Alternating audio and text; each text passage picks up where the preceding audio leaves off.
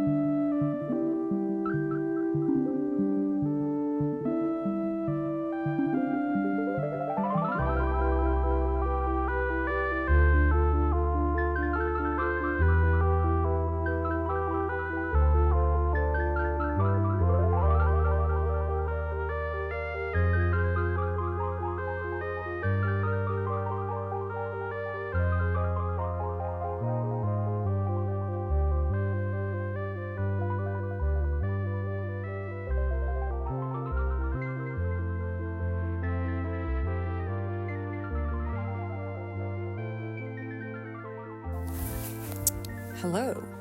Hi. Welcome to this new video. Do you like my new background? Why am I here today? You might wonder, why did you bring us to the middle of the forest? Well, let me tell you about it. I want to talk to you about a book called The Overstory by Richard Powers. This book changed my life. Here's why. First, I'm going to talk a little bit, a few facts, a few infos about this book. So this book was published in 2018. It was shortlisted for the Man Booker Prize in 2018, and it won the Pulitzer Prize in 2019. Congrats, Richard Powers, for this. Great. You deserve it, in my humble opinion. I'm going to quickly talk about the plot, although I am a firm believer that the less you know about this book, the better. It's like a book that surprises you in every possible way. Why am I making this video then, you might ask? Because I want you to read it. I want you to read this book. In this book, we follow 9 different characters over the course of a lifetime, almost. A human lifetime, I would say. This book is divided into 4 different parts. In the first part, we follow each of the characters individually, okay? It's kind of like 8, 9, now I forgot, short stories, kind of, that go from like 15 to 50, 60 pages each.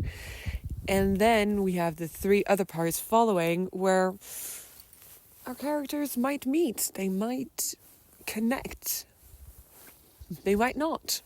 Who am I to say that? This is basically the story of the book. Of course, it's going to talk about trees. You can see there are trees here. We are in the middle of the forest to talk about this. I didn't do this for nothing, of course. So this book talks about trees and humans and how we might be more alike than we think. We might, but I'm just going to say this. Let's continue a little walk in the forest, shall we? Come on, come with me. Let's go. Let's go. Yes. Let's go.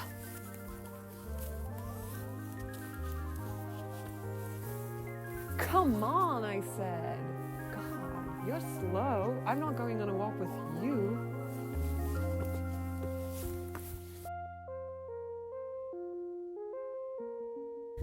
Every bearing twig seems to Dorothy like a trial creature, apart from but part of all the others. She sees in the chestnuts branching the several speculative paths of a lived life, all the people she might have been, the ones she could or will yet be, in worlds spreading out just alongside this one. Life has a way of talking to the future. It's called memory. It's called genes. To solve the future, we must save the past. My simple rule of thumb, then, is this. When you cut down a tree, what you make from it should be at least as miraculous as what you cut down.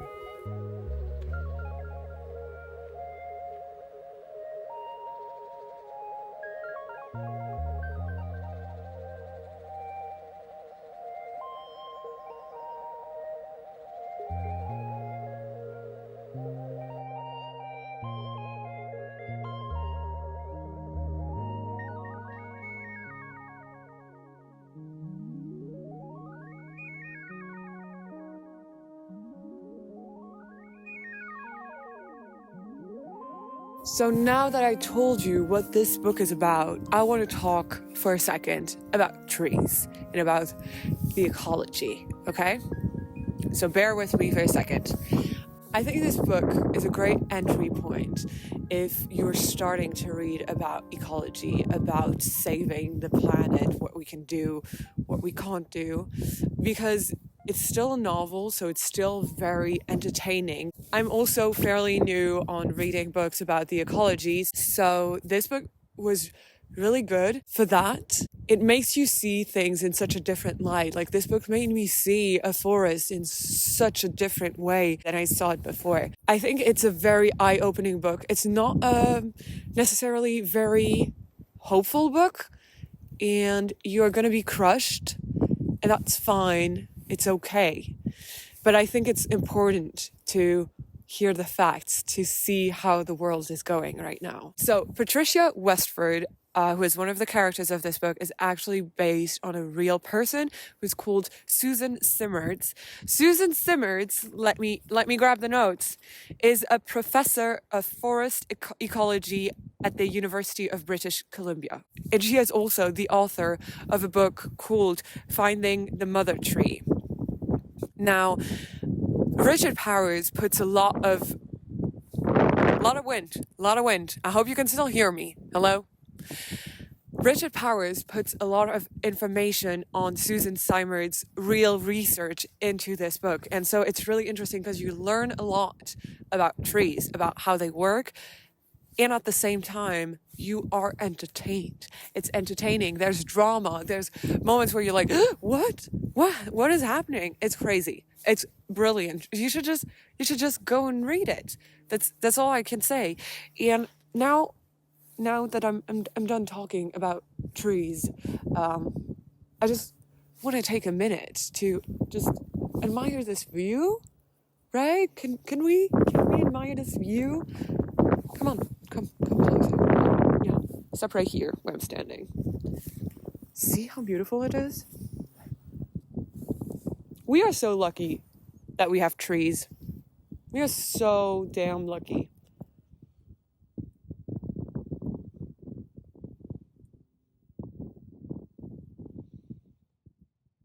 Beautiful, beautiful. The secret of life: plants eat light and air and water, and the stored energy goes on to make and do all things. Before it dies, a Douglas fir, half a millennium old, will send its storehouse of chemicals back down into its roots and out through its fungal partners, donating its riches to the community pool in a lost will and testament. We might well call these ancient benefactors giving trees.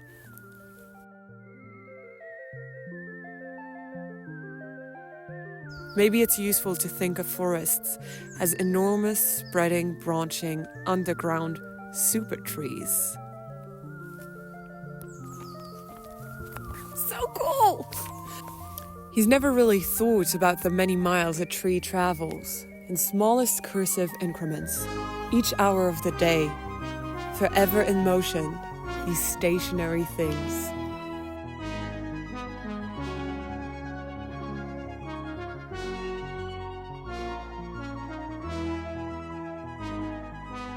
But this book doesn't only talk about trees, about the ecosystem, about nature.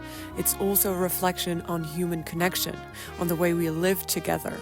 So we follow all these different characters, and as I said, they might meet, they might not. Who knows? Who am I to tell you? But we see them interact with a bunch of different people. How human interaction and socialization is so vital to our society, and how we live in a society where everything is a commodity. Humans, trees, everything. And what does that say about our society?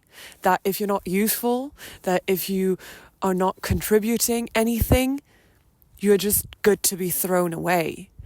And so it's not just a book about trees, because trees and humans are inherently similar, and what we do to trees we also are doing to humans. it's so interesting. You just, I can't say how much I want you guys to read this book because it just changed so much for me. And it's just so great. I'm like thinking about it makes me emotional, to be honest. And that sounds silly, but it's true.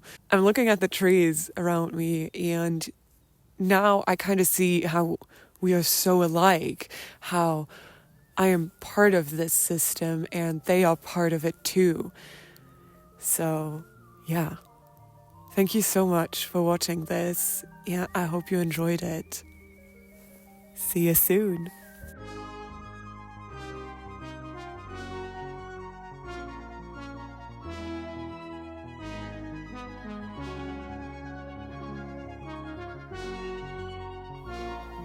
If people knew what went into making trees, they would be so thankful for the sacrifice. And thankful people don't need as much.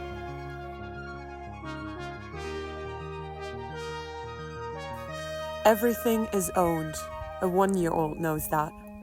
It's as much a law as Newton's. Walking down the street without cash is a crime, and no one alive would imagine for a minute that things in real life might go any other way.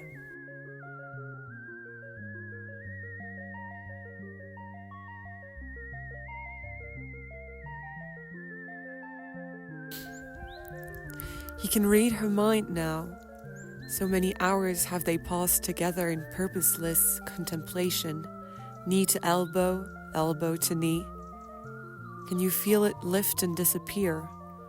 That standing wave of constant static, the distraction so ubiquitous you never even knew you were wrapped in it. Human certainty, the thing that blinds you to what's right here, gone.